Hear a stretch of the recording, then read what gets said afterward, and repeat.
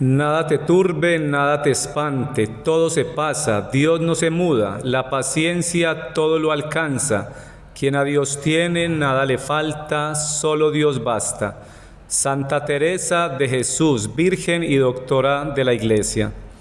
En la cruz está la gloria y el honor, y en el padecer dolor, vida y consuelo, y el camino más seguro para el cielo.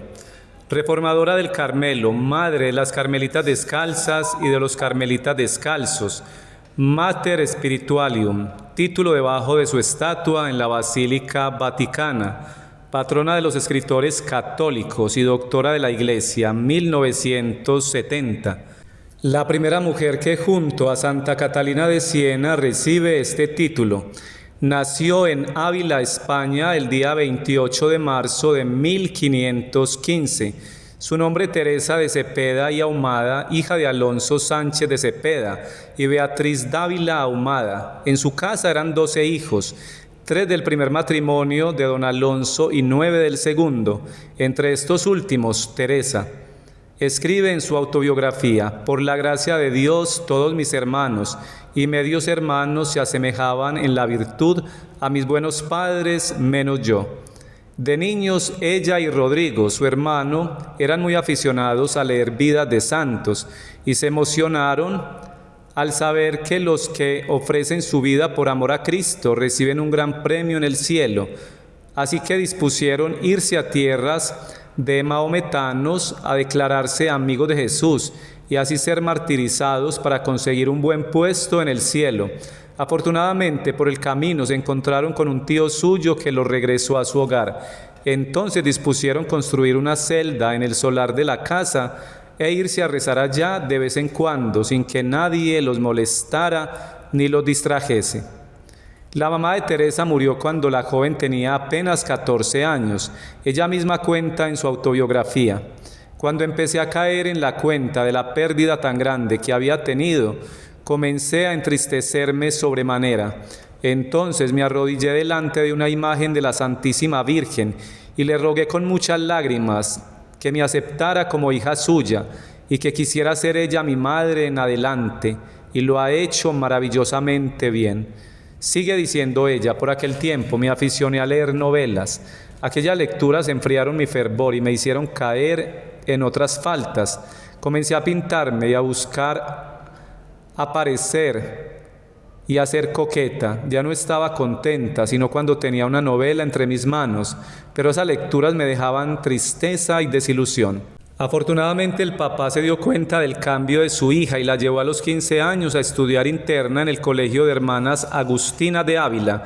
Allí, después de año y medio de estudios, se enfermó y tuvo que volver a casa. Providencialmente, una persona piadosa puso en sus manos las cartas de San Jerónimo, y allí supo por boca de tan grande santo cuán peligrosa es la vida del mundo y cuán provechoso es para la santidad el retirarse a la vida religiosa en un convento. Desde entonces se propuso que un día sería religiosa. Comunicó a su padre el deseo que tenía de entrar en un convento. Él, que la quería muchísimo, le respondió: lo harás, pero cuando yo ya me haya muerto. La joven sabía que el esperar mucho tiempo y quedarse en el mundo podría hacerla desistir de su propósito de hacerse religiosa, y entonces se fugó de la casa. Dice en sus recuerdos: aquel día, al abandonar mi hogar, sentía tan terrible angustia que llegué a pensar que la agonía y la muerte no podían ser peores de lo que experimentaba yo en aquel momento. El amor de Dios no era suficientemente grande en mí para ahogar el amor que profesaba a mi padre y a mis amigos. La santa determinó quedarse de monja en el convento de Ávila. Su padre, al verla tan resuelta a seguir su vocación, cesó de oponerse. Ella tenía 20 años. Un año más tarde hizo sus 3 juramentos o votos de castidad, pobreza y obediencia, y entró a pertenecer a la comunidad de hermanas carmelitas. Poco después de empezar a pertenecer a la comunidad carmelitana, se agravó de un mal que la molestaba. Quizá una fiebre palúdica. Los médicos no lograban atajar el mal y éste se agravaba. Su padre la llevó a su casa y fue quedando casi paralizada, pero esta enfermedad le consiguió un gran bien. y fue que tuvo oportunidad de leer un librito que iba a cambiar su vida. Se llamaba El Alfabeto Espiritual, y siguiendo las instrucciones de aquel librito empezó a practicar la oración mental y a meditar. Estas enseñanzas le van a ser de inmensa utilidad durante toda su vida. Ella decía después que si en este tiempo no hizo mayores progresos fue porque todavía no tenía un director espiritual, y sin esta ayuda no se puede llegar a verdaderas alturas en la oración. A los 3 años de estar enferma, encomendó a San José que le consiguiera la gracia de la curación, y de la manera más inesperada recobró la salud. En adelante toda su vida será una gran propagadora de la devoción a San José, y todos los conventos que fundará los congregará a este gran santo. Teresa tenía un gran encanto personal, una simpatía impresionante, una alegría contagiosa y una especie del instinto innato de agradecimiento que la llevaba a corresponder a todas las amabilidades. Con esto se ganaba la estima de todos los que la rodeaban. Empezar a tratar con ella y empezar a sentir una inmensa simpatía hacia su persona eran una misma cosa. En aquellos tiempos había en los conventos de España la dañosa costumbre de que las religiosas gastaban mucho tiempo en la sala recibiendo visitas y charlando en la sala con las muchas personas que iban a gozar de su conversación, y eso le quitaba el fervor en la oración y no las dejaba concentrarse en la meditación, y se llegó a convencer de que ella no podía dedicarse a tener verdadera oración con Dios porque era muy disipada y que debía dejar de orar tanto. Teresa tuvo 2 ayudas formidables para crecer en santidad: su gran inclinación a escuchar sermones, aunque fueran largos y cansones, y su devoción por grandes personajes celestiales, además de su inmensa devoción por la Santísima Virgen y su fe total en el poder de intercesión de San José. Ella rezaba frecuentemente a 2 grandes convertidos, San Agustín y María Magdalena. Para imitar a esta santa que tanto amó a Jesús, se propuso meditar cada día en la pasión y muerte de Jesús, y esto la hizo crecer mucho en santidad. Y en honor de San Agustín leyó el libro más famoso del gran santo, Las Confesiones, y su lectura le hizo enorme bien.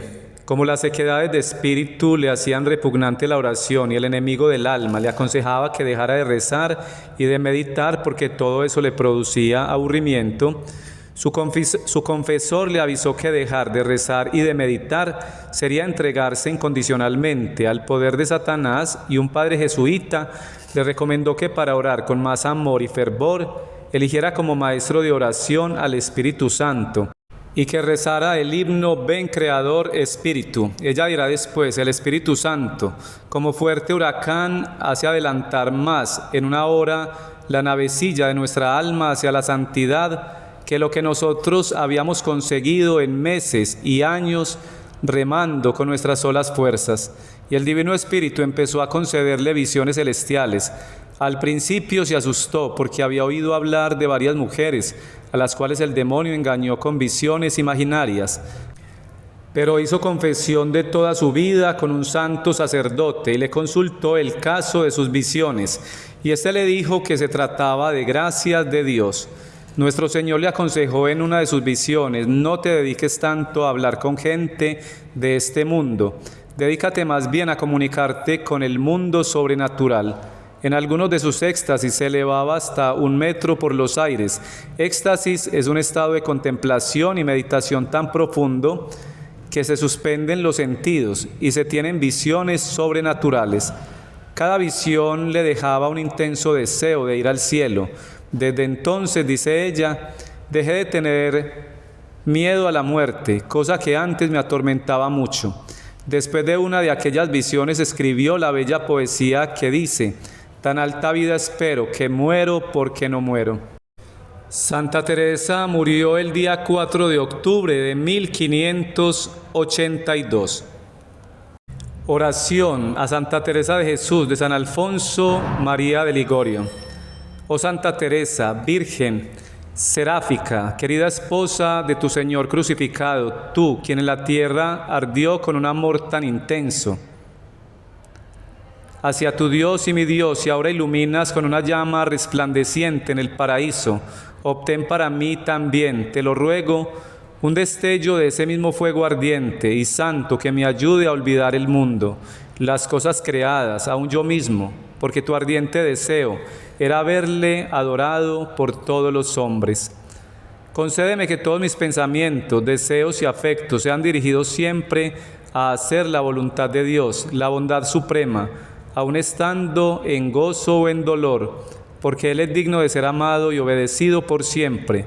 Obtén para mí esta gracia, tú que eres tan poderosa con Dios, que yo me llene de fuego, como tú con el santo amor de Dios. Amén. Esta información ha sido extraída de la página de EWTN.